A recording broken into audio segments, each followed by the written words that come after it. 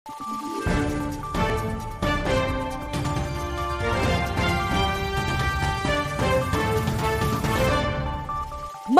araw, Pilipinas! Ito ang Valiente News hatid sa inyo ng Office of the Vice President. Ikinatuwa at ipinagpapasalamat ng maraming magulang sa isang paaralan sa Sulu ang laman ng natanggap na pagbabago bags ng kanilang mga anak. Narito si Brian Latasa para sa karagdagang detalye. Isa ang anak ni Romania Omar sa daang-daang mga mag-aaral mula sa paaralang elementarya ng Aman sa probinsya ng Sulu na nahandugan ng pagbabagubag mula sa tanggapan ng pangalawang Pangulo sa pamamagitan ng OVP Bangsamoro Autonomous Region in Muslim Mindanao Satellite Office. Ayon kay Romania, patunay ang programa sa malasakit at pagmamahal ni Inday Sara sa kabataang Pilipino. Paborito? Ito lahat. Ay! Ito, mga notebook. Oh, tingnan mo. Colgate. Hindi ito sa mga bata. Oy, tingnan mo, oh. Mga pinsel, ballpen. Uy, ganda-ganda naman to. Saad ni Romania, malaking hamon sa kanila ang pagbili ng school supplies. Sapat lamang kasi umano ang kanilang kinikita sa pang-araw-araw na pangangailangan ng kanilang pamilya. Ay, mahirap. Kung wala dito, wala na mga libre man sa amin. Paano dito? 40 peso kami magbibili doon sa holo.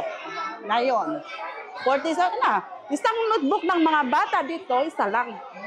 Nakatanggap din ng pagbabago bags ang anak ni Zanra. Para sa ina, malaking bagay na nakarating mismo sa kanilang komunidad ang serbisyo at programa ng tanggapan ng pangalawang Pangulo sa pamumuno ni Inday Sara Duterte. Dahil doon nagpapasalamat ang buong school sa binigay ni Inday Sara. Kahit nandito kami sa malayo, naabot pa rin kami ng yung pagmamalasakit na sa mga bata. Overwhelmed, sobrang saya kasi makalilas na kami sa mga bilihin, mga school supply ng mga bata. Kahit pa paano, mayroon nang silang magagamit na pang-araw-araw nila dito sa school. Ikinatuwa rin ni Sandra ang natanggap na kapote o raincoat ng kanyang anak. Yung raincoat. Bakit po? Kasi kita mo na ulan kanina. Pag ulan, di kami makapasok. Kaya mag-raincoat, malaking tulong talaga sa amin, mga kabataan, yung raincoat. Ngayon ma'am, kahit ulan? Kahit ulan, kahit ambon-ambon, pwede na kami pumasok. Wag lang yung malakas masyado yung ulan. Sa kabuuan, umabot sa 321 learners ang nahandugan ng pagbabago-bag sa nasabing paaralan. Mula po dito sa bayan ng Patikul sa isla ng Sulu, ako po si Brian Latasa, ang lahat para sa Diyos, bayan at pamilyang Pilipino. Valiente News.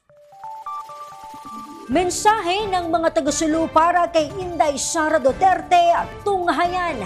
Iyan at marami pang balita dito lamang sa Valiente News. Ako si Claudette Loreto para sa makabuluhan, naninindigan at matapang na mga ulat at impormasyon. Maraming salamat.